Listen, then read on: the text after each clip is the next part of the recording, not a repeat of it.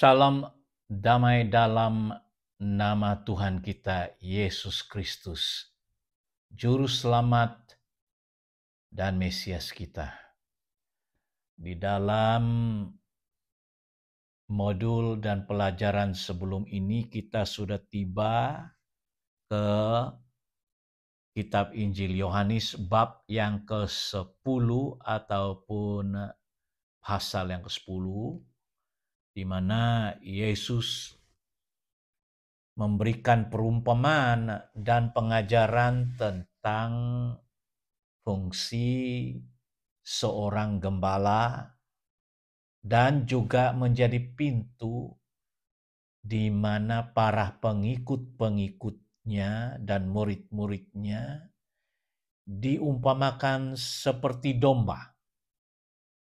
Dan hubungan gembala dan domba itu amat penting, dan Bishop juga telah merungkaikan perumpamaan dan pencerahan ini sehingga nama gembala atau pastor menjadi satu daripada jabatan resmi pelayanan di dalam eksklesia atau jemaat Tuhan.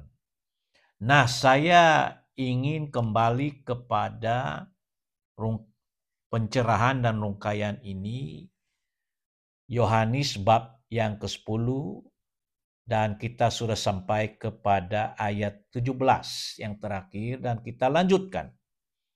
Tuhan Yesus berkata Bapa, ya, atau dalam bahasa Greek Abba, yang merujuk kepada Allah Bapa. Ya, Elohim, Abba. Bapa mengasihi aku, oleh karena aku memberikan nyawaku untuk menerimanya kembali. Tidak seorang pun mengambilnya daripadaku, melainkan aku memberikannya menurut kehendakku sendiri. Sebagai anak Allah, sebagai firman atau kalam daripada Allah, sebagian daripada kodrat, sebagian daripada oknum pribadi Allah, yaitu firman. Yesus Kristus berkata bahwa dia mempunyai pilihannya sendiri. Sebagai anak Allah, dia ada kehendaknya sendiri. Dan dia merelakan dirinya untuk dikorbankan, memberikan nyawanya, karena dia tahu dalam hal membayar atau menebus kesalahan, dosa, dan kejatuhan moral dan iman manusia sejak zaman Adam memerlukan pengorbanan, memerlukan penebusan dari segala hukuman akibat dosa dan kutukan dosa. Dia tahu dia harus korbankan nyawanya, dan itu kehendaknya. Karena dia mengasihi Bapa, tetapi juga kehendaknya. Jadi tidak ada seorang pun yang mengambilnya daripada aku. Kalau dia katakan tidak ada orang yang boleh mengambil. Tapi dia menurutnya, kehendaknya sendiri, dia memberikannya. Ini ayat 18 ya. Aku berkuasa memberikannya dan berkuasa mengambilnya kembali. Inilah tugas atau mandat atau perintah yang kuterima dari Bapakku. Amin. Ayat 19, maka timbullah pula pertentangan di antara orang-orang Yahudi karena perkataan itu. Banyak di antara mereka berkata, ia kerasukan setan. He has a devil. Ya. Dan gila. mad. He is mad. Ayat 20 ya. Mengapa kamu mendengarkan dia? Bagi orang-orang pintar dan ahli teologi, ahli agama, golongan elit yang berpelajaran ini, orang Yahudi ini, dia sudah gila dan kerasukan setan. Ayat 21, yang lain berkata, itu bukan perkataan orang-orang yang kerasukan setan. Dapatkah setan memelekkan mata orang-orang buta? Jadi ada satu perdebatan, timbul kontroversi, timbullah satu pertentangan di antara satu dengan yang lain. Karena Yesus melakukan mukjizat, miracles, supra miracles. Di sini satu daripada mukjizat yang dia lakukan adalah membuatkan orang yang buta sejak lahir. Orang buta tidak dapat melihat, dilahirkan buta. Dan Yesus memelekkan, menyembuhkan, menjadikan orang buta itu boleh melihat. Dan banyak kesembuhan. Dia juga membebaskan orang yang kerasukan setan. Dia juga menyembuhkan orang yang lumpuh, paralyzed, disembuhkan, dan orang melihat itu sebagai kuasa Tuhan. Dan lebih dalam daripada itu, kuasa Roh Kudus, Roh Kristus, Roh Allah yang hinggap ataupun yang memenuhi, yang mengurapi dia untuk menggunakan kuasa ilahi Allah ini untuk menghancurkan pekerjaan iblis, melakukan mujizat yang tidak dapat dilakukan oleh orang biasa ataupun kalau dia hanya seorang manusia yang biasa. Jadi, Yesus telah membuktikan ini dengan perbuatan-perbuatan, tanda-tanda dan mujizat ini sehingga bila dia berkhotbah, berbicara, terjadilah kontroversi di kalangan orang cerdik pandai dan di kalangan orang-orang yang melihat perbuatan ini. Bagaimana orang ini mustahil gila, kerasukan setan kalau dia melakukan perbuatan baik. Orang gila tidak boleh melakukan demikian. Orang yang kerasukan setan tidak dapat menyembuhkan orang yang memiliki penyakit yang kritikal seperti ini. Jadi, terjadilah kontroversi ini. Dan saya percaya ramai orang yang mendengar ya Kristus, menerima dia dan percaya kepada dia. Tetapi ramai juga terutamanya golongan-golongan orang beragama yang berpelajaran secara akademik pada zaman mereka, kumpulan-kumpulan tertentu, Yahudi, Farisi, Saduki, ahli Taurat, ramai yang menolak dia, tidak percaya.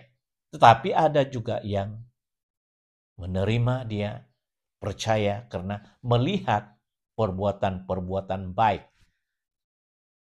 Saudara, bila kita melakukan perbuatan-perbuatan baik kepada masyarakat, kepada dunia, kepada manusia, itulah satu perbuatan yang baik yang sukar disangkali.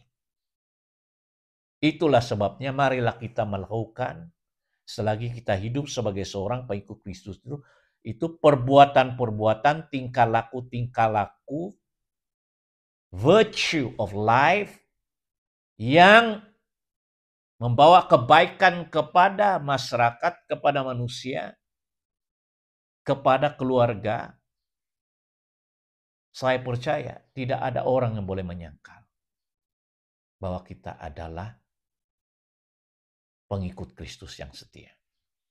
Ayat 22. Tidak lama kemudian tibalah hari raya pentabisan Bait Allah di Yerusalem. Ketika itu musim dingin atau winter, musim sejuk. Ya, di Yerusalem, di Israel ada beberapa musim, tapi waktu ini adalah musim dingin, musim sejuk. Dan dikatakan Yesus 23 berjalan-jalan di Bait Allah.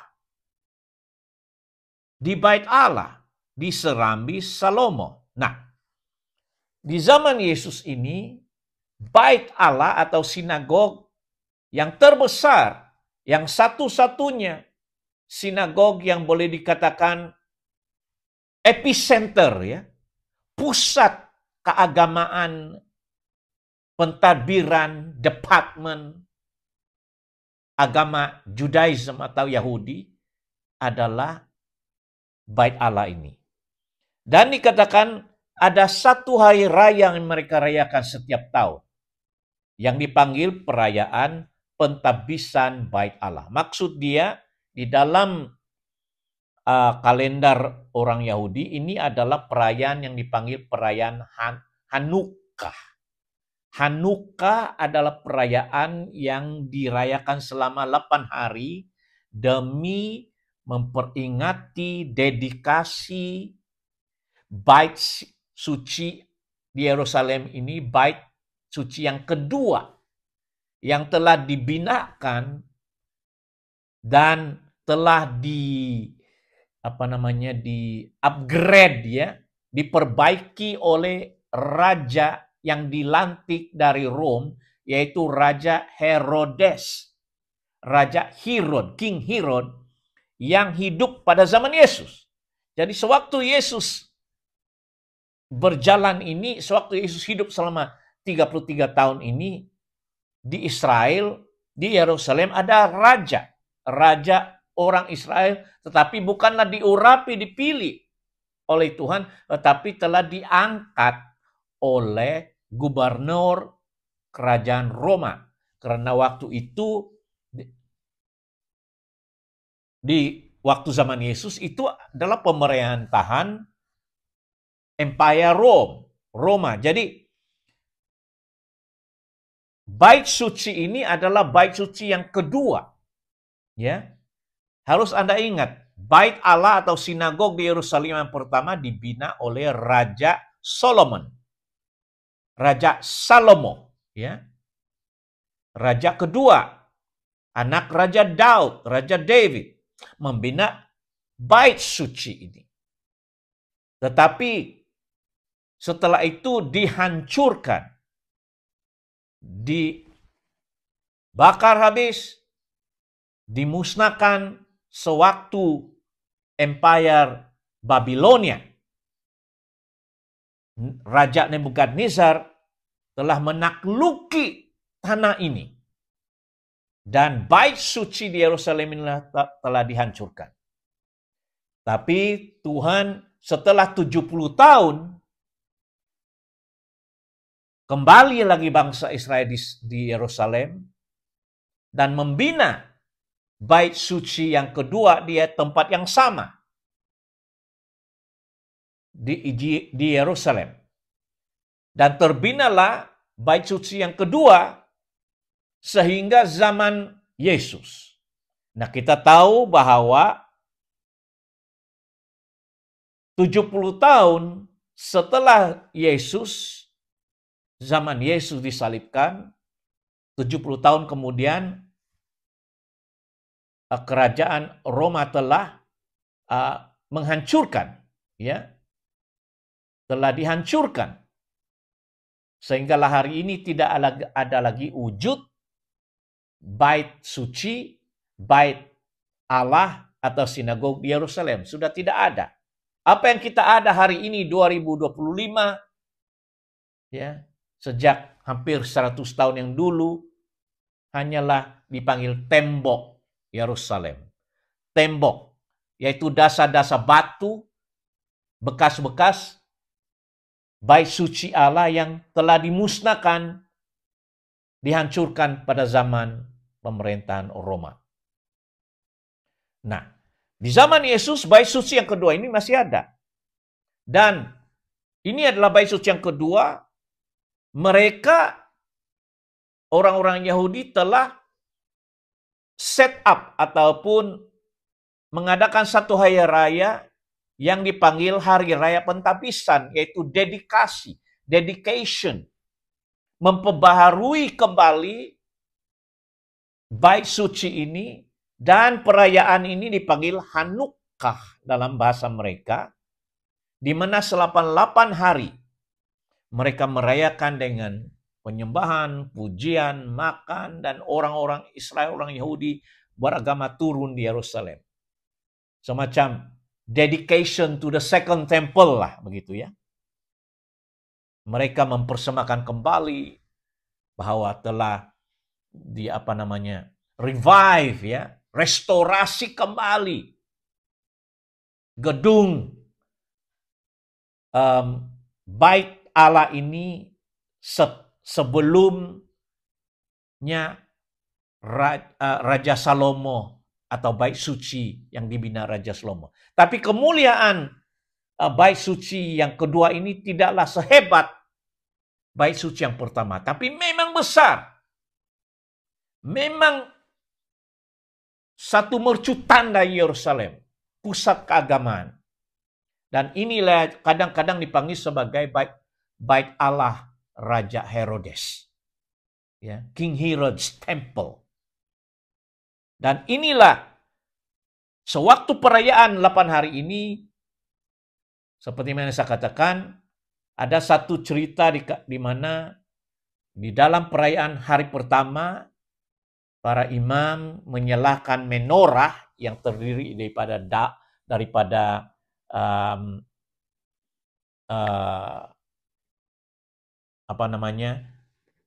lampu ataupun api pembakaran itu yang memiliki 7 ranting, ya, menorah, ya, 7 ranting. Dan ada cerita dikatakan pada hari pertama, sebab dirayakan selama 8 hari, mereka menuangkan minyak urapan, dan minyak ini tidak kering selama 8 hari. Sehingga api di menorah itu senantiasa menyala-nyala. Nanti kita akan melihat Yesus membandingkan ini, dilambangkan Yesus sebagai terang, ya, sebagai terang yang menerangi bait suci. Itu adalah satu mujizat, sebab selama 8 hari minyak itu tidak pernah kering-kering dan terus menorah itu terus menyala-nyala. Itulah ceritanya di sebalik Hanukkah, perayaan Hanukkah ini dalam musim dingin. Kalau dibandingkan dengan kalender Gregorian, itu sekitar penghujung bulan November dan Desember. Ya, itulah perayaan pentabisan bait Allah. Sewaktu perayaan ini beribu-ribu orang berkumpul. Maka dalam ayat 22 ini, yang 23, Yesus berjalan-jalan di bait Allah, di Serambi Salomo. Serambi itu dia panggil Serambi Salomo, tempat di luar bait suci itu tempat orang riada, orang berkumpul, berbincang-bincang, bertukar-tukar ide tentang hukum Taurat dan sebagainya. So, Yesus sedang berjalan di situ. Maka ketika orang-orang Yahudi melihat, orang-orang Yahudi ini mengelilingi dia dan berkata kepadanya, ayat 24 ya, "Berapa lama lagi engkau membiarkan kami hidup dalam kebimbangan? Jikalau engkau Mesias, katakanlah terus terang kepada kami." Bahasa Inggris, "Then came the Jews round about him and said unto him, How long dost thou make us doubt? If thou be the Christ, tell us plainly. Ya.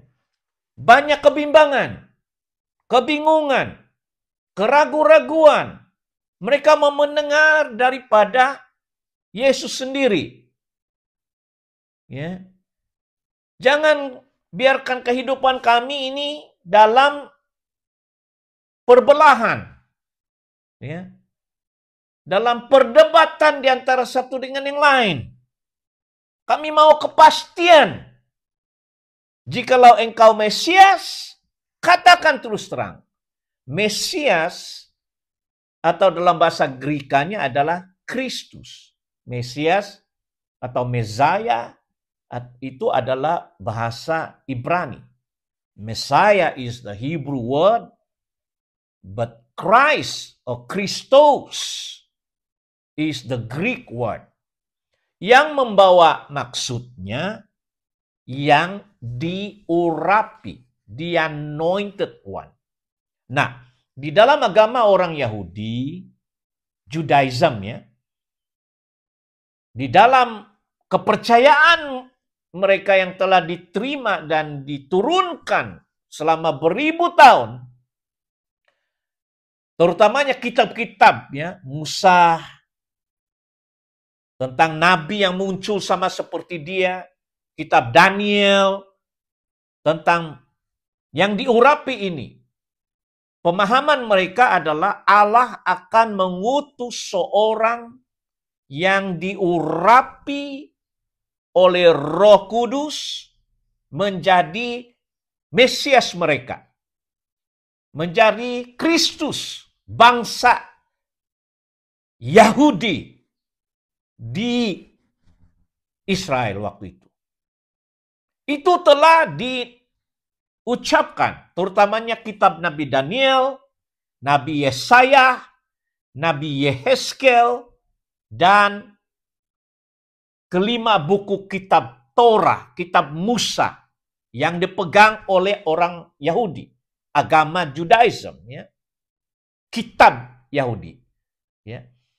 Maksud Mesia ini adalah orang yang diurapi, akan datang seorang yang diurapi, yang diangkat oleh Allah sendiri, oleh Bapa, Abah. Dan Mesias ini maksudnya seorang nabi, seorang imam, dan seorang raja yang diutus, raja, untuk mentabir negara itu dan menjadi raja penyelamat mereka daripada kerajaan lain. Dia akan bangkit sebagai seorang raja, itu dipanggil Mesias. Sebagai nabi, itu dipanggil Mesias. Sebagai imam, itu dipanggil Mesias. Ya. Prophet, priest, and king. Bayangkan kalau dia menjadi raja, berarti Raja Herod itu akan, kuasa Raja Herod itu akan hilang.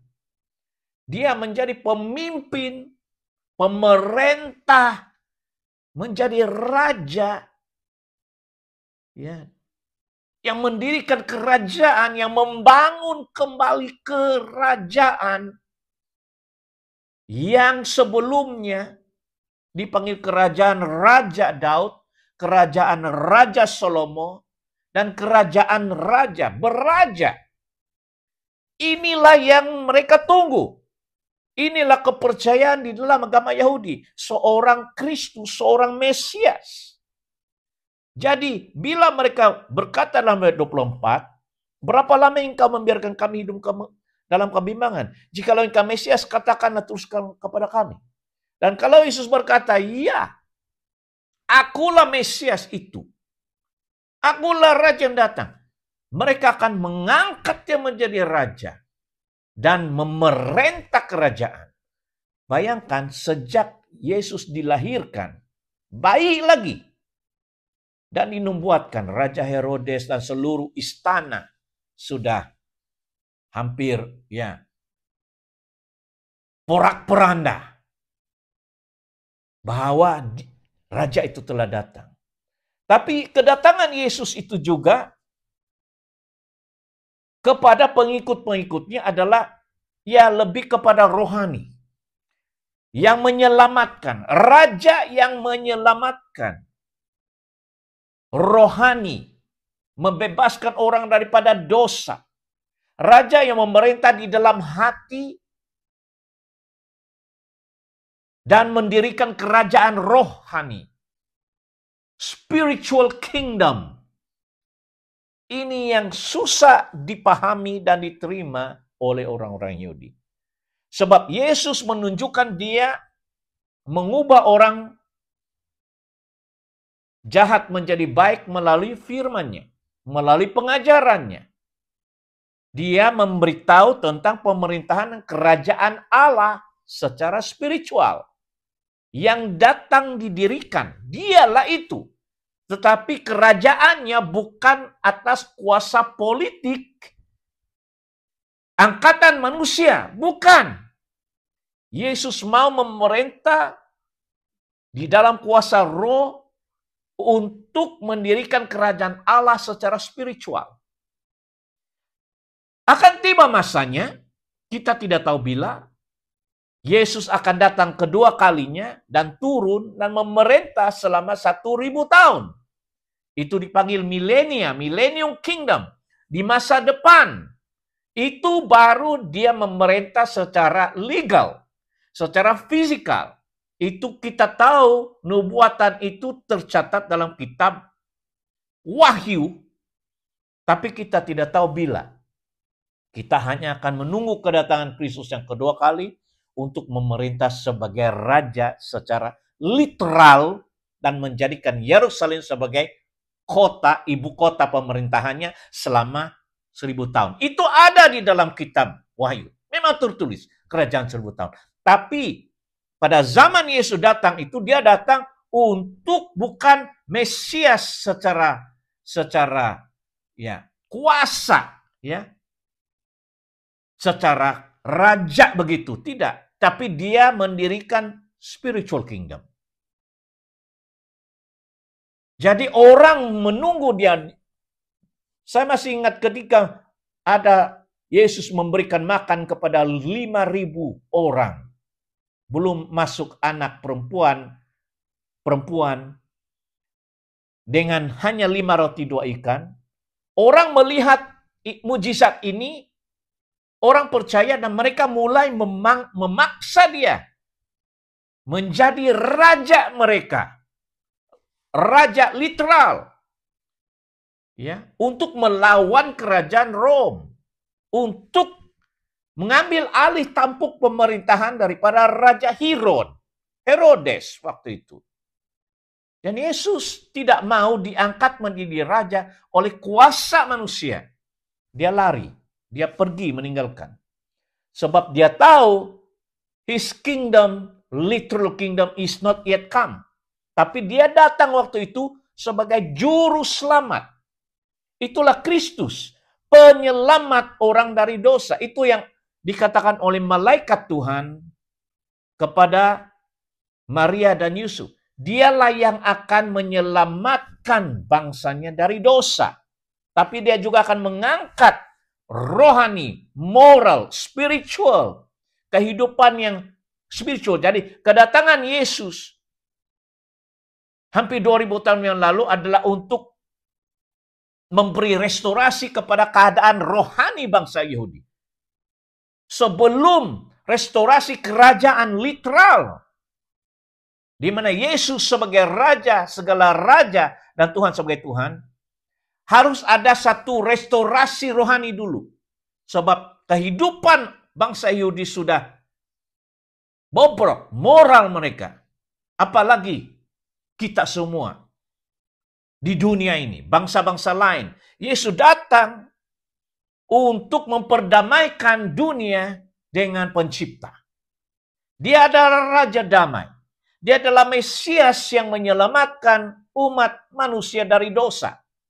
Nah, dosa ini dia lebih kepada roh kita, jiwa kita, kehidupan moral kita itu yang tidak takut Tuhan, yang hidup dalam dosa, menjadi pengikut-pengikut setan dan iblis.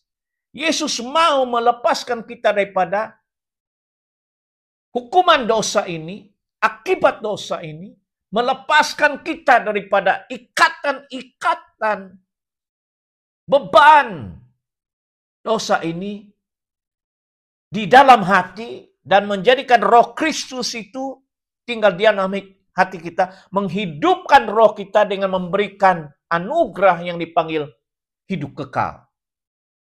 Kehidupan Zoe, Z-O-E, Tuhan, dengan roh Kristus. Membangunkan kerohanian kita yang mati. Supaya hidup kita mengenal siapa Tuhan, siapa Bapa. Itulah tujuan Yesus dan tujuan mesianiknya yang pertama. Jadi, Mesias, Mesaya, atau dalam bahasa Greek, Kristus yang diurap. Kalau engkau benar-benar ini, terus terang, Yesus menjawab ayat 25. Aku telah mengatakan kepada kamu. Aku telah mengatakannya kepada kamu. Tetapi kamu tidak percaya. Pekerjaan-pekerjaan yang kulakukan dalam nama Bapakku. Dalam nama Bapa. Coba lihat. Kalau murid-murid Kristus itu melakukan pekerjaan dalam nama Yesus. Tapi Yesus melakukan pekerjaan dalam nama Bapaknya. Ya. Apa yang aku lakukan? Apa yang Bapak perlihatkan? Itu yang aku lakukan. Ya.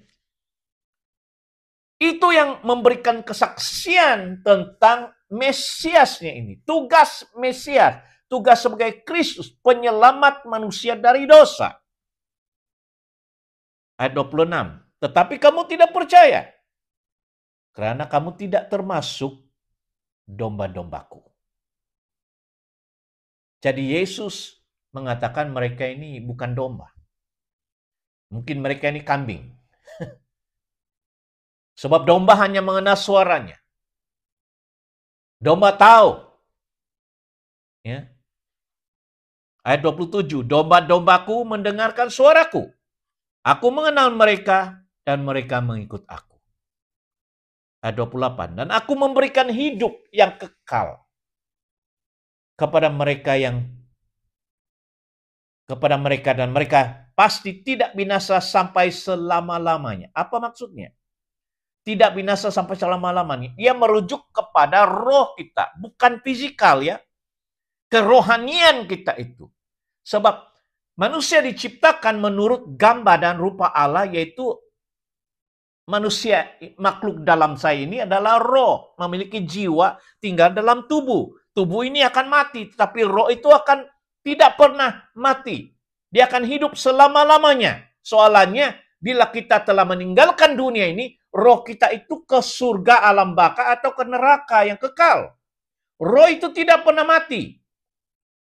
Tapi tempatnya di mana? Jadi, yang dimaksudkan roh dan jiwa itu tidak akan binasa sampai selama-lamanya. Dan seorang pun tidak akan merebut mereka dari tanganku. 29. Bapakku yang memberikan mereka kepadaku. Lebih besar daripada siapapun. Dan seorang pun tidak dapat merebut mereka dari tangan Bapakku. Bagi saya ya, keselamatan itu, pilihan itu adalah anugerah Tuhan. Apabila Anda dipanggil menjadi anak Tuhan, menjadi pengikut Kristus dan bertobat, menjadi seorang Kristen lah ya, pengikut Kristus, itu bukan karena Anda lahir Kristen. Ya, saya lahir Kristen. Inilah agama saya. Secara spesifik Roman Catholic dululah. Bapak mama saya Kristen. Tetapi jiwa saya belum Kristen, rohani saya belum bertobat.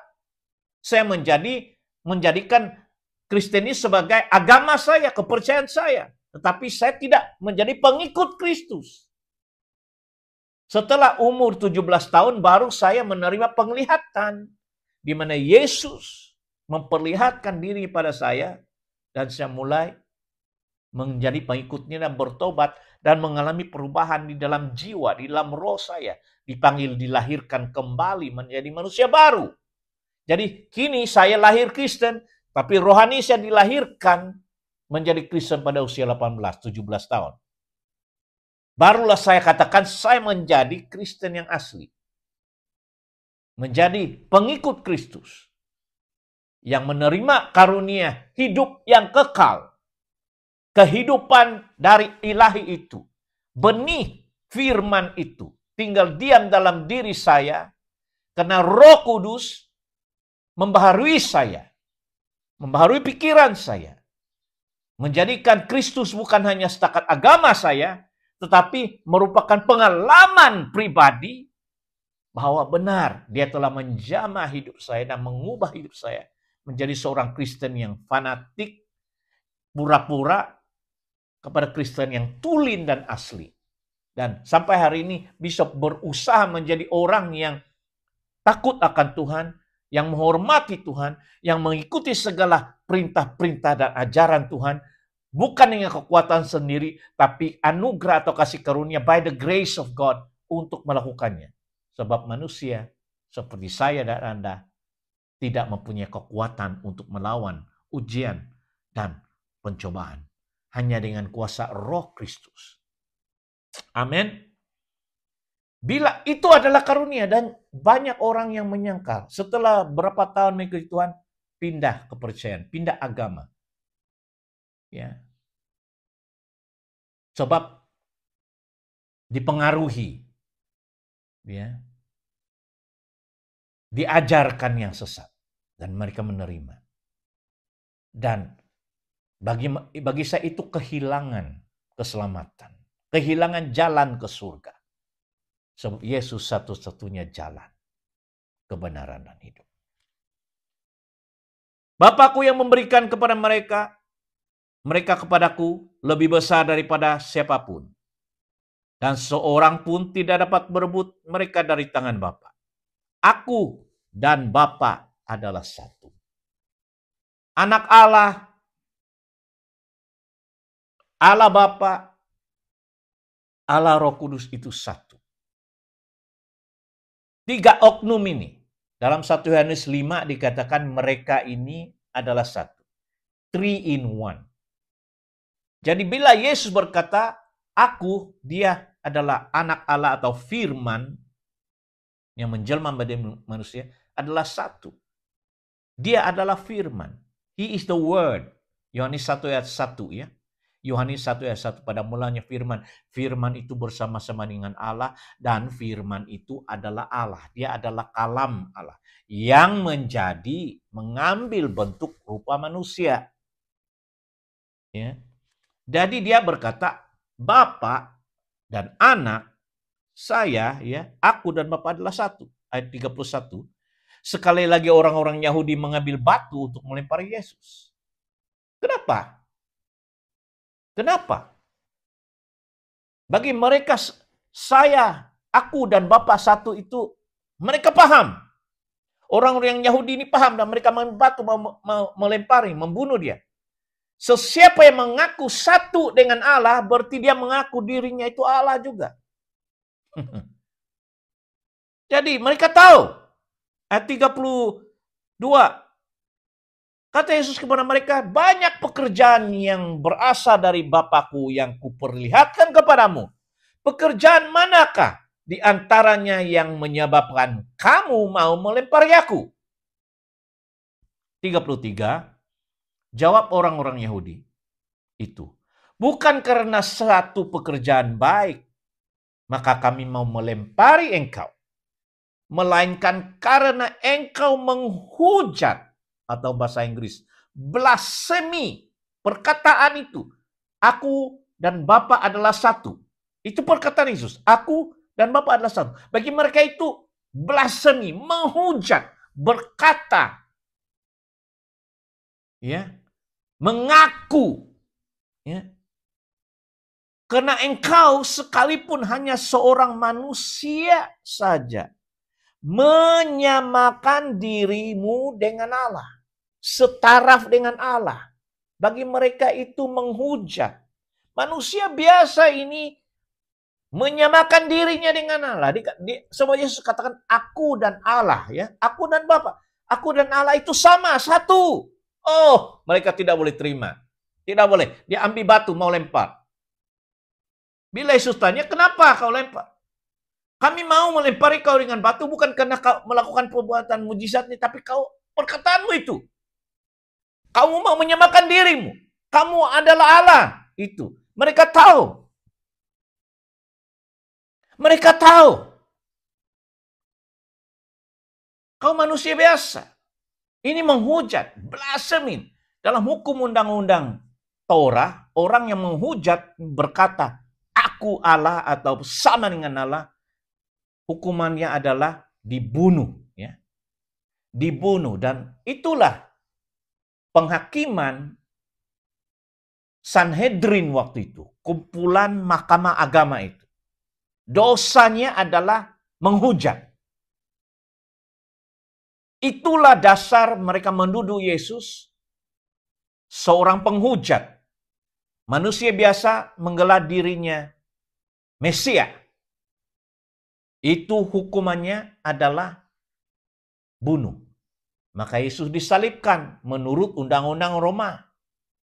Dibunuh. Bukan karena dia membunuh, bukan karena dia melakukan perbuatan baik, mencuri, bukan. Tapi perkataannya ini. Mereka anggap dia ini adalah manusia biasa, tapi dikatakan aku dan Allah itu satu. Satu. Aku dan Bapa satu. Wow. Dia mau menjadikan dirinya Allah. Dan sampai hari ini banyak orang menyangkal Yesus itu adalah kalam hidup. Firman, yaitu Allah yang menjadi manusia. Orang tidak dapat menerima. Tapi mereka tidak sadar, manusia itu diciptakan menurut gambaran rupa Allah. Jadi kalau Yesus mau menjadi manusia, tidak ada masalah. Kalau Allah mau menjadi manusia, apa masalahnya? Karena manusia itu diciptakan menurut gambar. Adam itu diciptakan siapa? Siapa bapak Adam? Siapa bapaknya Adam? Bagaimana rupa Adam, manusia pertama diciptakan? Menyerupai pencipta. Siapa pencipta? Allah. Berarti Adam adalah gambaran Allah. Adam adalah image, foto. Cuma kenapa dipanggil human Adam? Karena memiliki daging, memiliki tulang, memiliki urat. Maka Allah Bapa di dalam Yesus menjadi manusia. Orang tidak boleh terima. Oh, Yesus dia hanya nabi biasa. Dia bukan. Bagi mereka tidak masuk akal. Allah menjadi manusia. Apa yang tidak masuk akal?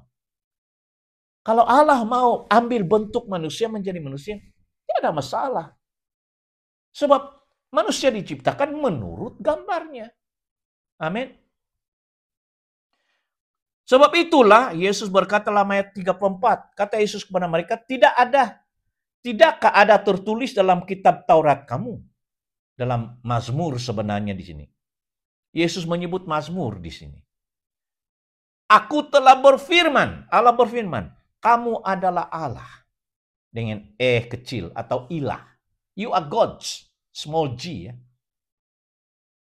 Jikalau mereka kepada siapa firman itu disampaikan disebut Allah, sedang kitab suci tidak dapat dibatalkan, ayat 36, masihkah kamu berkata kepada dia yang dikuduskan oleh Bapa dan yang telah diutusnya ke dalam dunia, engkau menghujat Allah? Karena aku telah berkata aku anak Allah. Aku telah berkata aku anak Allah. Aku anak manusia. Aku Mesias. Aku anak Allah. Bila mana orang mengaku aku anak Allah, berarti dia datang dari Allah. Lahir dari Allah. Turun dari Allah. Itu anak Allah. Bukan fisikal ya. Macam saya anak Indonesia. Saya anak China. Saya anak Amerika. Saya anak Malaysia. Bukan berarti bapak saya bernama Malaysia. Maksudnya dia keturunan, dia datang, dia lahir dari sana. Itu dipanggil anak Malaysia, anak Indonesia, anak Cina, anak Kadazan, Murut, Dusun, anak begini. Saya anak. Berarti dia datang dari negara itu, dari tempat itu. Yesus berkata, aku anak Allah. Berarti dia anak surga. Datang dan lahir dari surga. Tiada Bapa, tapi oleh Roh Kudus mengambil bentuk manusia, memenuhi nubuatan bahwa perempuan darah, virgin, akan melahirkan seorang anak laki-laki. Dan dinamakan Immanuel, Allah beserta kami. Dan ada tertulis, you are gods. Nabi-nabi yang membawa pesan Allah dipanggil Allah atau ilah. Banyak nabi-nabi yang diutus ke Israel, yang diurapi oleh Roh Kudus, membawa firman Tuhan, membawa menjadi mulut Allah, macam Nabi Musa, Moses, Nabi Abraham, Nabi Yehezkiel, Nabi Daniel, mereka juga dipanggil gods. Tiada salah. Apalagi ini dia katakan. Apalagi saya, Yesus katakan, yang dikuduskan, yang diurapi oleh Roh Kudus, dilahirkan oleh kuasa Roh Kudus, yang turun dari surga, menjadi firman Allah. Kenapa tidak? Kenapa dipanggil menghujat? Karena mereka tidak percaya. Mereka menolak. Mereka takut. Pekerjaan-pekerjaan gelap, rasuah, dosa yang mereka lakukan itu terbongkar. Mereka takut. Jadi, Yesus mengambil firman Tuhan ini. Menggunakan ini. Ayat 36. Masihkah kamu berkata kepada dia yang dikuduskan, diurapi, dikuduskan, anointed, itu dipanggil Kristus. Oleh Bapa dan diutusnya ke dalam dunia. Engkau menghujat Allah karena aku berkata kepadamu, aku berkata aku anak Allah. Ayat 37. Jikalau aku tidak melakukan pekerjaan-pekerjaan Bapa, janganlah percaya kepadaku. Ayat 38. Tetapi jikalau aku melakukannya dan kamu tidak percaya, dan jikalau aku melakukannya dan kamu tidak mau percaya kepadaku, percayalah akan pekerjaan-pekerjaan. Supaya kamu boleh mengetahui dan mengerti bahwa Bapa di dalam aku dan aku di dalam Bapa.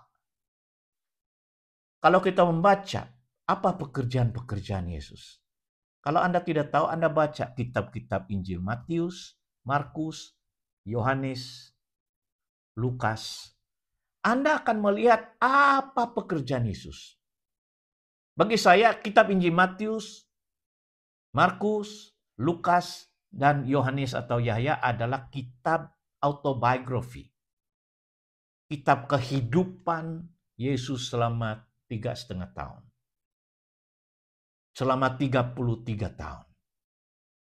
Kalau Anda membaca ini, sebelum Anda membaca atau mendengar pengajaran daripada orang-orang lain, filsafah para ahli agama, pemimpin agama, baca dulu kitab Injil Matius, Markus, Lukas, Yahya dengan hati yang positif.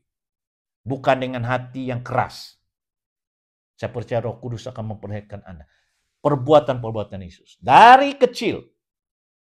Menyembuhkan, membangkitkan orang mati, mengusir setan, mengajarkan yang baik, mengajar tentang kerajaan Allah, memberikan penerangan yang jelas tentang pekerjaan-pekerjaan Allah. Ya, dia tidak pernah membunuh, dia tidak pernah menghasut, malahkan dia mengajarkan tentang kasih, mengasihi dan mengampuni musuh. Yesus satu-satunya pemimpin, satu-satunya pengajar yang membawa pengajaran damai. Lain-lain pemimpin agama saya lihat tidak. Mereka terlibat di dalam kehidupan-kehidupan yang berkenaan dengan dunia. Tapi Yesus ini lain. Ya. Ayat 39. Sekali lagi mereka mencoba menangkap dia, tetapi ia luput dari tangan mereka. Bagaimana ia luput? Oleh perlindungan Roh Kudus, oleh perlindungan Allah Bapa. Ya. Amin.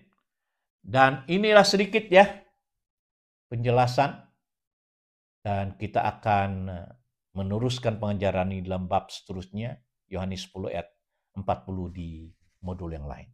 Shalom.